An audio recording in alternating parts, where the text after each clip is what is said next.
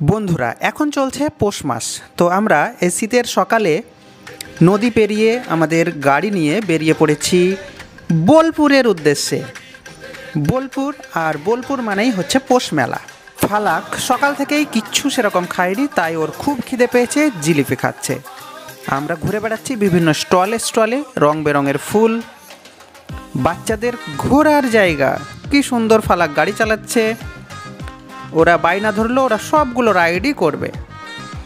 যদিও এই বড় রাইডগুলো ওরা করতে পারেনি, তবুও অনেক রাইডই করেছে ওরা। বোটিং করেছে, জয়াকে চাপানো হয়েছে বোটিংয়ে, কিন্তু ফালাককে চাপানো হয়নি। সেজন্য ফালাকের কি কান্না!